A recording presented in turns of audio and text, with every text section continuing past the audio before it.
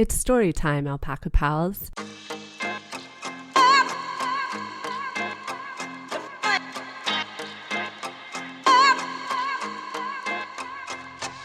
So when I traveled to Australia, my Australian friends were determined to have me surf. They took me out to a beautiful beach, put me in a wetsuit, and handed me a very massive surfboard. I took one look at that ocean and I said, I can't do it. When they asked why, sharks.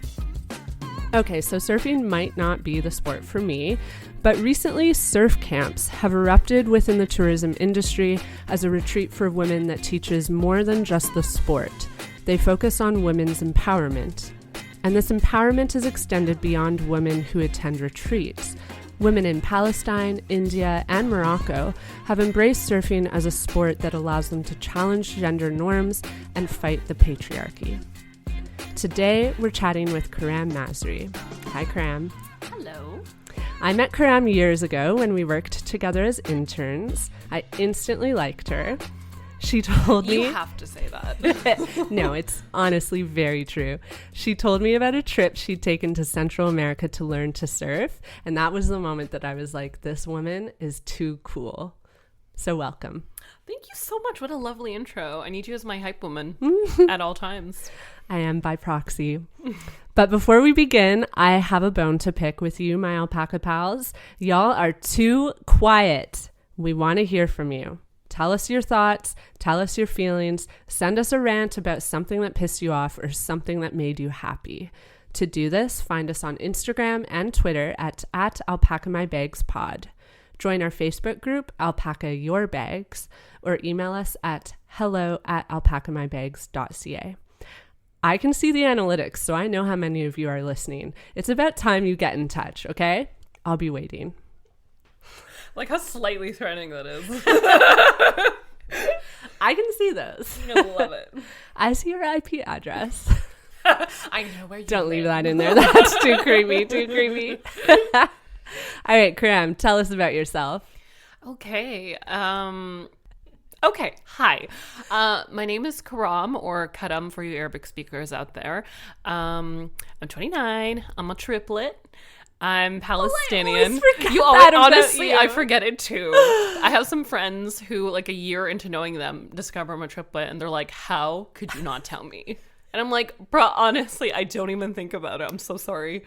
Are your triplets as endearing and amazing as you are? Oh my god, thank you so much. No, they're worse. Because I feel like it'd be like overload if I met all three of you at the same time. I'd just be overwhelmed by how amazing honestly, it would be. they're so lovely. They're I was the first one out from the three, although it was in quick succession, of course. But I just feel like they're my babies, so they're lovely and beautiful, and we're all very different. But okay, yes, I'm a triplet. I'm Palestinian. I was born and raised in Saudi Arabia and then Bahrain and Jordan before coming to Toronto 11 years ago for university. We met during my MBA, where I was specializing in media management, and then I also did an MFA in film production. So I'm kind of straddling now the career where I'm working in the business side of film, but then also hoping to be this spectacular film director one day. Well, you already are. You should tell everyone what your film is and where they can watch it. Oh, God. Well, it's about water, so it's kind of relevant to It is very relevant. This episode. It's called Joha the Whale, and it's about a refugee, mother and daughter, coming from the Middle East and going through the refugee claimant process in Toronto. Yeah, it's a short film. It just showed at Toronto Palestine Film Festival, and it will be showing at... in his town hall as part of the Toronto Arab Film screenings this October 26th. And yeah. Oh, and I have a podcast. Shall I? Yeah, plug your podcast. I'm being a complete attention hoe right now, but it's all good. So I have a podcast with my wonderful friend Sinelli, and it's called Brown Girls Talk Dirty. It's about brown women or visible minorities of color, talking about their experiences with relationships, with sex and dating, and just all things that make them them. So, yeah, check us out. Okay, surfing. My first question for you, because we need to get this out of the way, it's really important. Were you ever afraid that there were sharks that were going to bite your legs off? That's such a good question. I feel like that would be the logical way to go about it for a normal person, but it didn't really enter my mind. No. Granted, the 2 surf camps that I went to weren't known for their shark populations. So when I went to Nicaragua, the beaches we were going to was just filled with jellyfish and not sharks. And then you guys need to see Erin's face right now. It's like a horrified emoji. But yeah, there was a lake in Nicaragua that had sharks in it, but not the beaches where we surfed. So it was all good. Oh. Just got stung a lot by teeny tiny jellyfish. You picked the safe places. Yeah, clearly. Okay, so tell us about your journey into surfing. Like, when were you first exposed to it? How did you get this idea that, like, oh, I'm going to go somewhere and I'm going to learn to surf?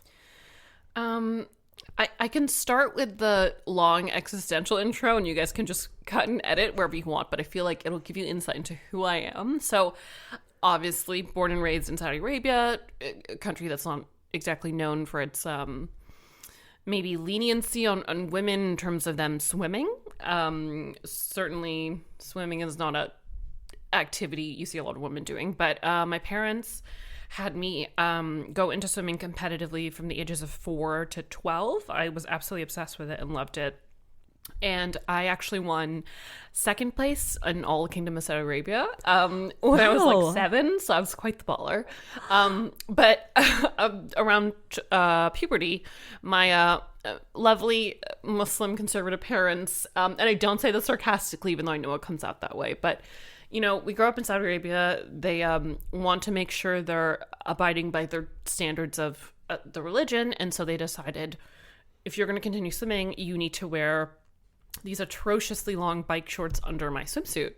And being a young teenager, being the only girl out of the guys and girls in this hideous Muslimified swimsuit was very embarrassing for me, and I was subject to bullying. So eventually it just kind of tapered off where I just said I didn't want to swim anymore. My parents were like, fine, but I do know they regret that now talking about it, because they just saw maybe how my life evolved through my teens. Like, Erin, I don't know if you knew me at my largest, but I gained about 100 pounds throughout my teens and early 20s, and then lost it. And I've lost it only in about the past 4 years. So I'm kind of operating in the sense of oppression lasagna, kind of. And let me explain that.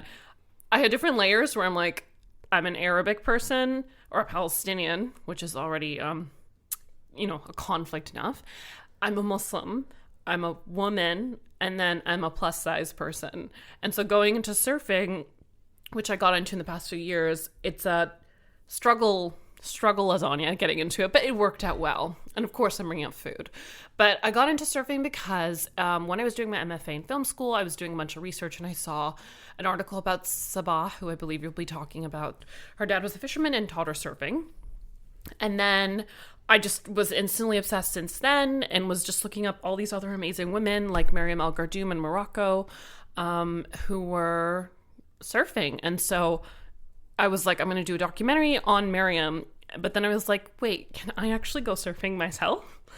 And so I just Googled all these surf camps and then decided, okay, I'm going to go to this one in Nicaragua first, because I had a business school trip kind of nearby in Chile and Peru. So I was like, after, I'm just going to go by myself and do this. And then about a year and a half later, I went to a surf camp in Morocco and met Meryem. You met her? Oh my God. I had the worst fangirl moment because it wasn't like I planned it and met up with her. It was more just like I was at the beach getting ready to go surfing. And I see her and I scream and I run up to her and then just kind of stare at her in the face, and she's looking at me like, who are you? And then I was like, no, I'm gonna act chill, after I just screamed in her face. And I kind of like gave her a friendly punch to the shoulder, which is so do not ever do that to anybody ever. I punched her and then I was like, hey, oh my God, I'm your biggest fan. And she's like, okay, thanks. And then I punched her again. And then I'm like, I'm so sorry, but I love you. And then we were chatting eventually, but I just made a complete ass of myself. But yeah, she's amazing. We need to tell them who Meryem is so they understand the context. Definitely. Oh my God, I just went right into it. She is one of Morocco's top surfers, top female surfers to be specific. That's right. And I believe she's 20 now, but she's been making, oh my God, I'm just going to come up with a hideous pun. She's been making waves for the past few years as being one of the few female Muslim surfers out there who's actually at a world championship level. And my God, she's only 20. And she's just doing an amazing job. I do know that she's still kind of seeking corporate sponsorship because she has to pay out of pocket to attend all these surf qualifying championships and everything, and her parents have to pay for it. And she doesn't have the same kind of privilege as Western surfers who have that access to, you know, like Roxy and other corporate sponsorships where they can pay for it. Okay, so I have a couple questions. Yes. About the story that you've just told us about your journey into surfing. I'm curious when you decided to stop swimming at the time, because you were saying you think that your parents might regret that now. At the time, do you think that they, or maybe they talked about this with you, did they realize why you were stopping? Like, did they make the connection between like the pants that they were making you wear and stopping? I don't think they linked it together. I think it was just kind of a combination of things. It's not like they said, you're going to wear these shorts, and then I turned around and said, I want to quit swimming. So I think to them it was, keep in mind, they also had 5 kids. So I was triplets and then 2 older siblings. Yeah. And they just saw that I was continuing swimming, but then eventually I was showing that I lost interest. And I said I didn't want to do it. And I think it was getting to the point where I was reaching puberty, and they were thinking more and more about, well, how do we operate around having our Muslim daughter swim? And so they just said, okay, you don't have to swim anymore. But I don't think they made that link with it being because I had to wear the bike shorts. Because to be fair, it wasn't just the bike shorts, but it was more about like my peers' reaction to the bike shorts. The bike shorts themselves weren't a problem other than giving me a horrific tan. But like a farmer's tan on my legs was just so ugly.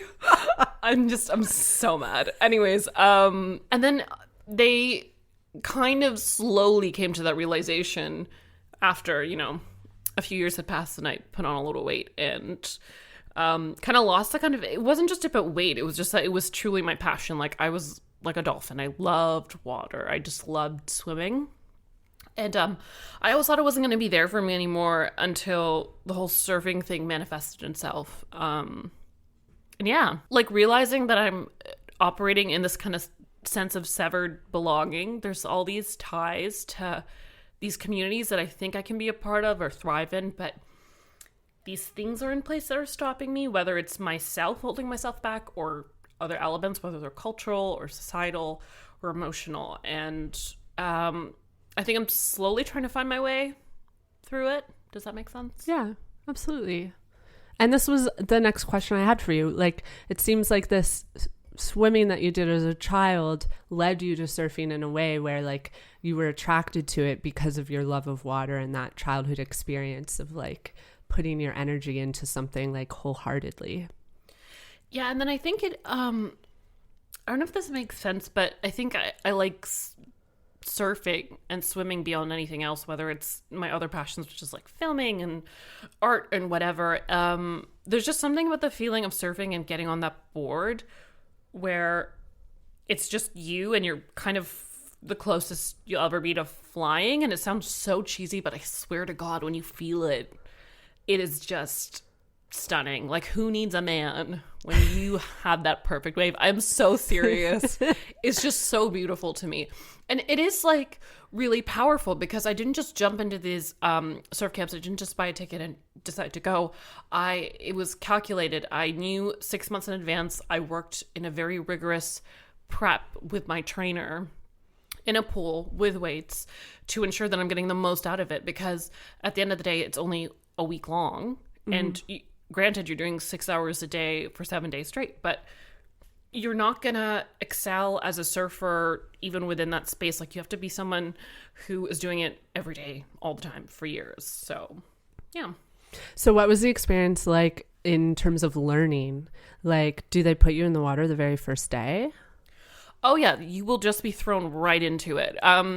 I wasn't the most graceful person, and I don't mean, like, just physically. I mean, like, like I was a complete fucking brat. The first day in Nicaragua, just because they like surfers, they will go and try to get that wave no matter what the circumstances. So rain or shine, unless it affects the wave. But also, like, the first beach we went to, like, they hand you a board, they figure out the measurements. So obviously I'm a long board because I'm a heavier girl, and so they need to balance that out with buoyancy and all that good stuff. They kind of take you through the various techniques and how to read the waves, and they just go, okay, you're going to go straight into the surf. And we're walking down, and it's like 30 feet of really sharp rocks that you're walking on in your bare feet. And these surfers have like calloused feet because they've been on rocks and beaches forever, are just kind of walking through with all these boards stacked on their heads. And I have this big, heavy 11-foot board stacked on my head. And I'm just bitching and moaning, slugging through this minefield of rocks.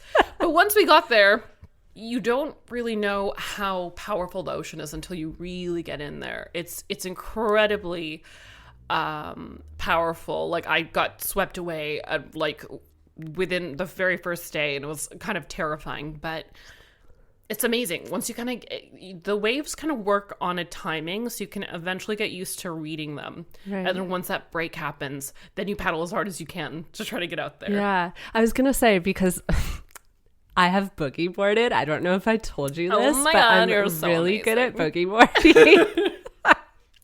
I did it in Australia. I did it in India. It was amazing. But it's really hard. And I did realize, like, in just playing around with a boogie board, I feel so stupid saying that. No, man. That is hard, and I am proud of you. Don't hate on the boogie board. It is about timing, though. Like, 100%. Getting the wave at the right moment. And what I remember about it is, if you catch the wave at the right moment, it is the most incredible feeling of, like, speed and just, like, power. But if you don't catch it, it's awful.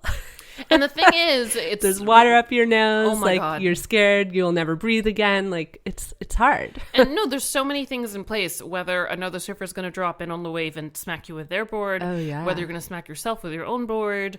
Whether you're going to land somewhere where there's like a patchy area of rocks or coral, hoping that there's not going to be a big jellyfish that's stung you on the face, which is what happened to me. There's many elements at play, but you're right. Like, when you do get that wave, which is infrequent, but when you do, it's so fucking amazing. So, and that's why it's worth it. I think they're all just kind of chasing that high. Yeah. And I guess, like, the element of risk also makes the high feel even higher.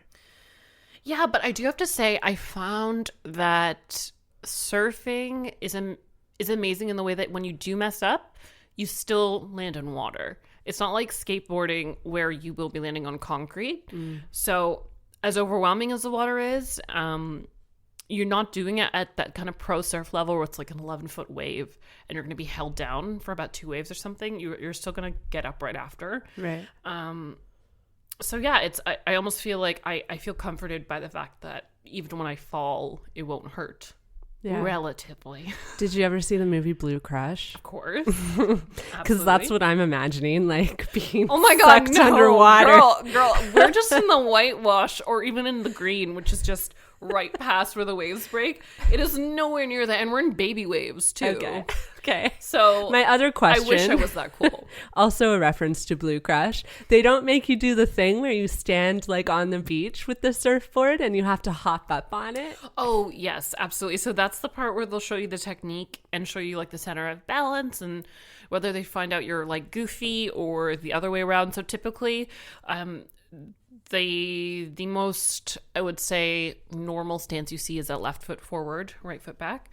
Goofy is the opposite one, so right foot forward and left foot back. So they figured out based on just you jumping up and seeing where you naturally your feet land, and then they just show you how to do that hop up or pop up. Sorry, I call it the hop up because I'm hip like that. But yeah, the pop up is always the hardest part because no matter how you get the kind of gist of it on sand, it's a whole other ballpark on water because you are pedaling like crazy and then you're always looking behind you and then you have to pop up at the exact right moment. tell us a bit about the camp experience.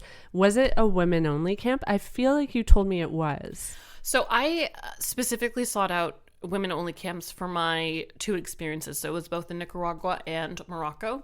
So Nicaragua was Chica Brava Surf Camp.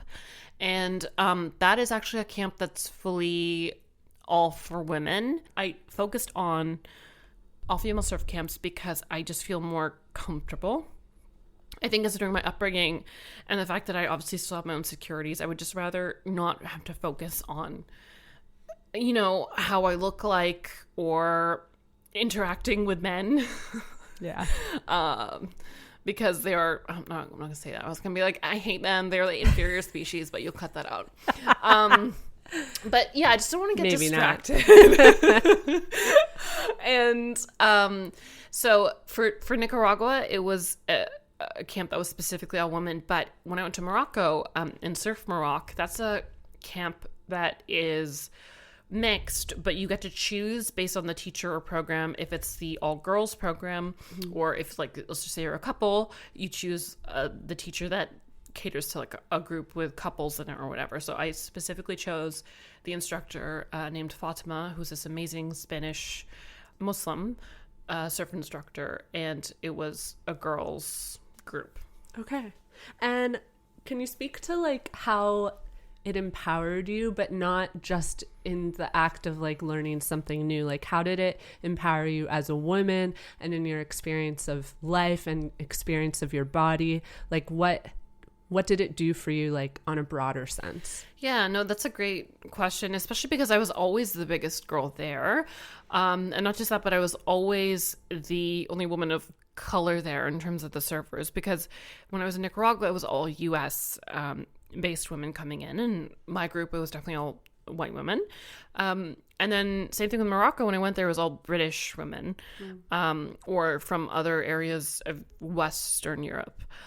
So yeah, I was kind of battling a bit of a harder issue where it was, I'm the only plus size surfer. And I truly mean the whole camp, not just like my specific group, especially in the one in Morocco where it was couples and stuff.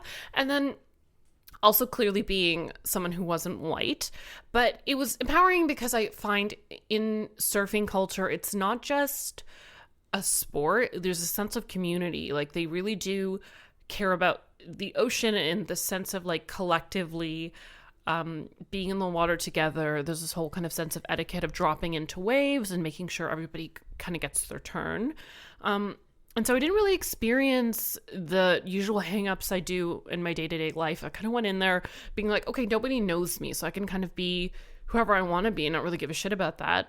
And you also just pay a ton of money to do these surf camps. So I'm not going to waste my time worrying about how I look like or, if I get along with everybody. Thankfully, though, everyone's just awesome, so I had no problem with that. But you kind of go into it just being like, I'm here to experience this and just not let the usual day-to-day crap back home get in the way there. And it was great. And you do feel super strong. Like, you're incredibly sore constantly, but it's a nice sore. Like, you're going to be really built when you get back. So it was great. So it's therapeutic for your body and your mind. 100%. How did your stomach. Sorry. The food is fantastic. They take care of all your meals. Oh my God, especially in Morocco. It was like tagine every night. It was so good. Mint tea. Yes.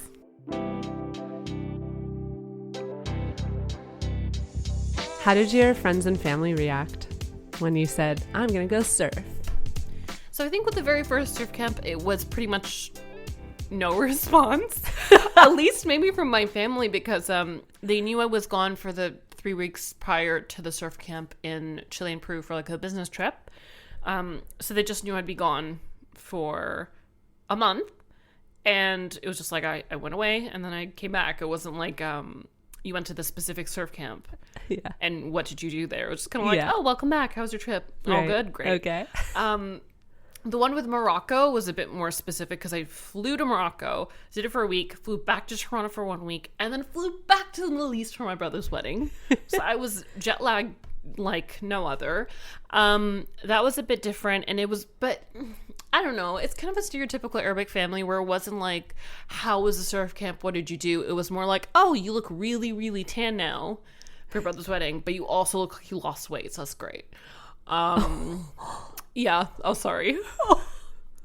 I see your faces. It's fine. It's normal. It's okay. I recently looked at photos of Lucas and I when we were in India, and we had been there for like 2 months, and the food is amazing, but you puke a lot and you shit your pants a lot. Oh my God. And Deli belly? Is that a real thing? For like 2 months straight. Oh my God. And when you're in it, you don't realize how skinny you are. And I looked at the pictures and both of us were like, we look sickly. Like, I cannot believe that was us. Shitting ourselves on this podcast. We always shit ourselves. That's fine. It's all about shitting yourself. Have you truly Everyone traveled poops. if you haven't shit yourself? Oh my God. Speaking of, we went to this really remote beach on, I think, my second to last day in Morocco. And girl, I had to shit my pants and there was no bathroom nearby. So you went in the woods, right? No, I basically, by sheer force of will, reabsorbed it back into my body. It was incredibly difficult. I saw God. It was like, Allah, I know you're out there now. He really came through for me. He really came through for me, that one. And not to mention, a wetsuit is really hard to get off. A, when you're plus sized. And B, when you have to shit. So I'm glad I don't have to deal with that. Just wear a diaper at all times. When you Yeah. Except when you surf, because that stuff will swell. Not that I know. I just have a baby niece. I see how it reacts in water.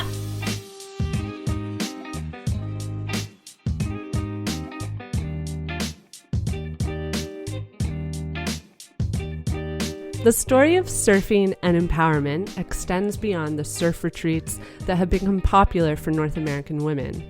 In other parts of the world, surfing has become an expression of opposition to patriarchy. Women are using surfing to prove that they are every bit as capable and badass as the men that have dominated the sport. I heard about this phenomenon first via an article that covered a young surfer in the occupied territory of Gaza. At 5 years old, Sabah Adu Ghanim, You did good, girl. You don't need my help. was taught by her father how to surf. Many families where Sabah grew up, including her own, have traditional ideas about women's roles. As Sabah was maturing, surfing would no longer be appropriate. I was struck by this particular quote. Sabah says she doesn't want to grow up. She dreams of teaching other girls to surf. But she acknowledges that it's probably impossible, since soon she'll be a wife, moving into her mother-in-law's house, still in Gaza, but inland. So, Karam, I wanted to mention this because I see parallels here. What you were talking about in terms of like societal expectations of women, especially when they hit puberty. Can you speak to what that experience is like and like how the way society views you changes? Yeah, I do have to point out though that even though since you talked about Sabah, we're both obviously Palestinian, but she is in a much more conservative society in Gaza, which is basically an open air prison. And so the conservatism there, and then also like the social and economic things that she's going through is much different than mine. Obviously, I'm much more privileged and kind of had the luxury to be able to decide ultimately whether I can go back into surfing or not. So with me, and sorry, what was the question more about like the challenge of the cultural background? Yeah, like I'm curious about how, because here they're saying like she had to quit because her role in society was changing. She was maturing and becoming a woman, and that meant that she couldn't do certain things it wasn't anymore. Appropriate, especially to swim. So in the Middle East, I would say, obviously, like considering how Western some of the cities are, it may be okay now, but most often swimming is not something acceptable for women because the things attached to the idea of swimming is usually something that will oppose the religion or conservative religion. So that's wearing skin-tight clothing, wearing something revealing, and then the associations with that, whether it's, if you're surfing or you're swimming, that means you're going to be showing off your body to men. which will lead to meeting men, which will lead to possibly and or drinking alcohol, which is forbidden. And so I know that Meryem El Gardoum, when she serves, and it's something I talked to her about, she says the Moroccan men, they give her a harder time than they would never approach the British women coming in for the surf camps. So it was just her being like, you need to cover yourself up. This is not appropriate, because they associated surfing with drinking and doing haram things like being with men. And I found I kind of got the sense of that from the local people, not because I'm Moroccan, but because maybe they assumed I was, because I did speak Arabic. And I was the only visible minority of color in that group of girls. The rest were clearly white, blonde, either Europeans or US in Nicaragua. And so like it's not anything new to me, but yeah, just back to your question, it's I think operating under certain class structures really does determine the ability to be able to do it. So in those surf camps, I can freely do it and not have any repercussions, especially in my personal family. Granted, though, if I had photos up and let's just say I surfed in a bikini top, which I didn't, I always had full-length wetsuits, because there's nothing worse than having like a tit pop out when you're trying to surf. But miraculously, these girls just would do it and would not have any boobs pop out. It was incredible. But I would certainly not be able to post photos of that on my social media and have my parents see that, because that would be deeply offensive to them. And then also they would worry about what other people would think, because ultimately they do want me to get married. I'm 29, which is approaching spinster age, according to my mother. And she can't exactly market her daughter on Facebook if her daughter has bikini photos up. So certainly it's something I have to be aware of, hyper aware of. And I know ultimately if I move somewhere where I can then surf every day, I'll have to deal with more and more of these considerations where I'm hiding parts of my life. But I am kind of hiding parts of my life now, especially with the, my podcast on brown girls and sexual experiences. So I think sometimes as a Muslim girl or Arabic girl in the West, this is very much the norm. So right. And I guess for someone like Sabah, like, because she is still living in Gaza, like, she doesn't have the ability to even hide parts of her life. It's not like she could be like, oh, I'm going to sneak out and surf every now and then, like leave my mother-in-law's home. Exactly. It's a complete luxury, because especially in Gaza, like, it's a very small city that's extremely overpopulated, and it's not like she has the independence or the financial means to be on her own and then surf. I mean, I believe the Israelis only allow Gazans about 3 nautical miles to access the beach. Yeah. So it's a very, very small amount of ocean that you can access. So if she goes out there on her own, they will see it. Not to mention, if you saw Gaza Surf Club that came out in TIFF about a couple years ago, when they did finally got her to go back into the water, she wasn't surfing. She just had like a full-on abaya or dress and was just kind of like dog paddling out in the ocean. And the act of even swimming for her was a big deal, because it had been years since she did it, since she had hit puberty and then couldn't surf anymore. So it's absolutely impossible to do that in Gaza. Yeah. But that comes with a whole bunch of like political issues and access issues that I am fortunate enough not to experience as a Palestinian immigrant. So this might sound like a stupid question, but it's hard for me, and it's probably because of like my Western upbringing, but it's hard for me to figure out, like, how can you one day take your child surfing and it's totally okay, but then one day she turns 13 and suddenly it's not. It's really weird. Like, I don't know how you could do that, because it's your daughter. It's the same person. Like, what has changed about her that she suddenly doesn't have the right to do this anymore? So when I read about these articles and then read about her dad, who's actually considered very, I think, radical and westernized, or maybe not westernized, but just very subversive in the way that he encouraged his daughter to swim and everything in Gaza, much like in the way my parents let me be a competitive swimmer until I hit puberty. I can see some parallels there, and it's maybe not because I feel like the onus really isn't on him.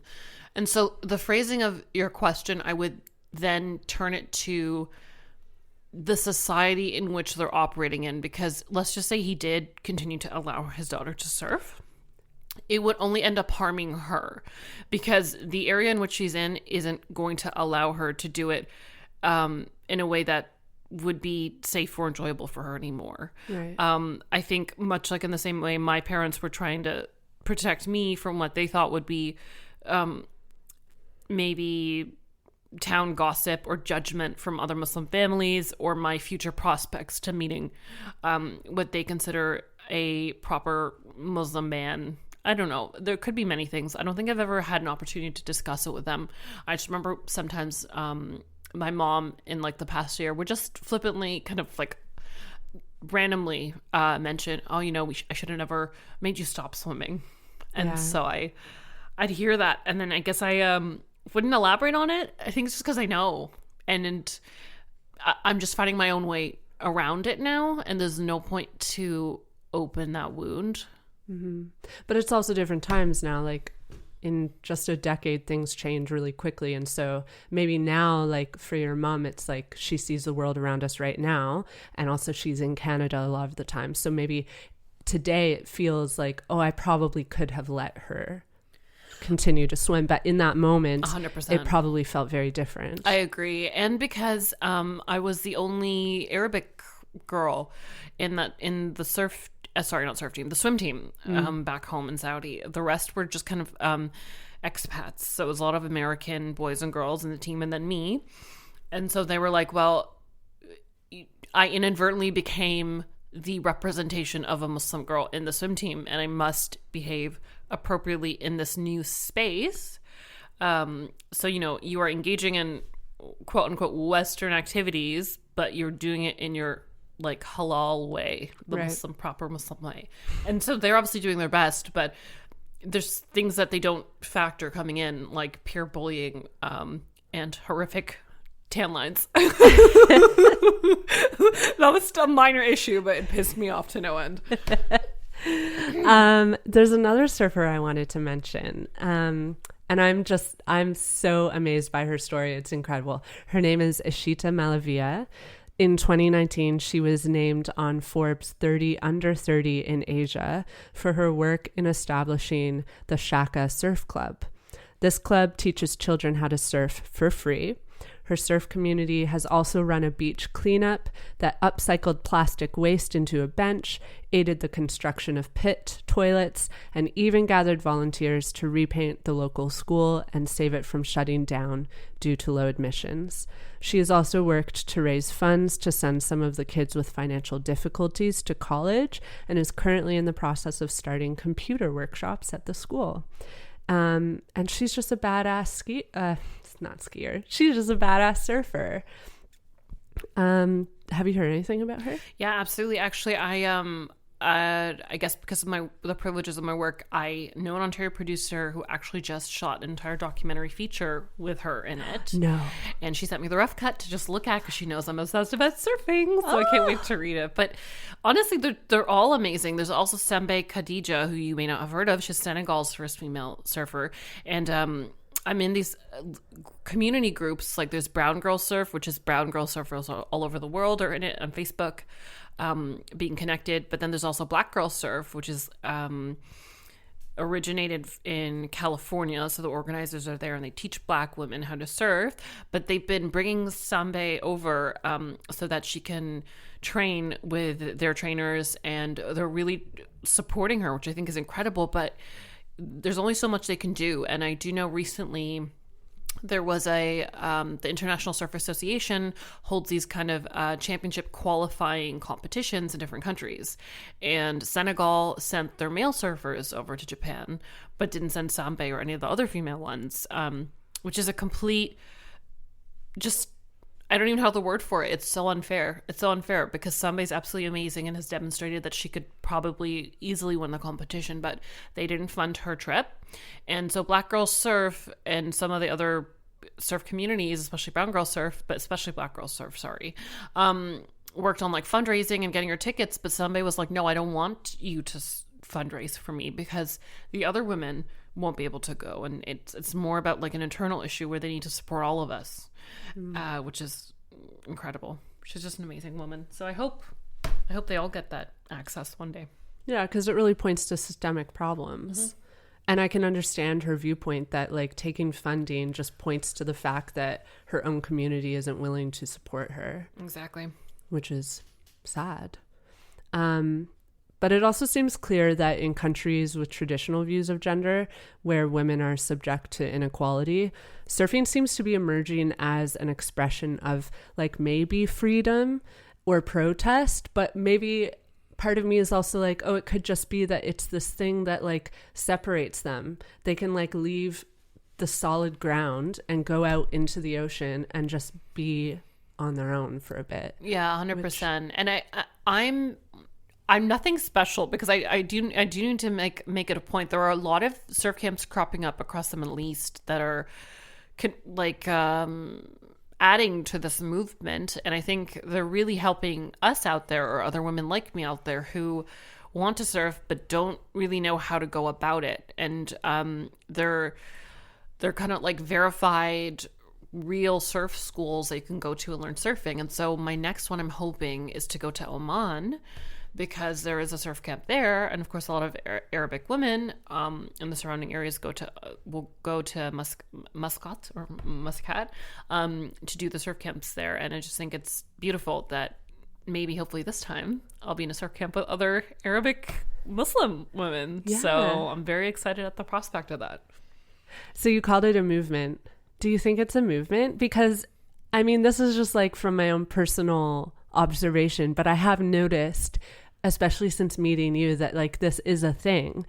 I see more and more articles about women who are really finding empowerment through surfing, and I've definitely noticed that like especially in places where women have less access to, what am I saying?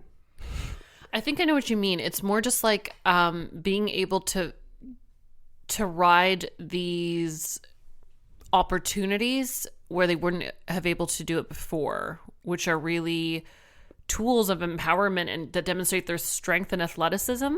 But I do have to say, surfing really is a privilege even for these women in third world countries. So like Meryem El Gardoum in Morocco, she herself acknowledges that she's lucky that she's able to surf, because surfing is expensive. You need to be able to afford a board. You need to be able to afford a wetsuit.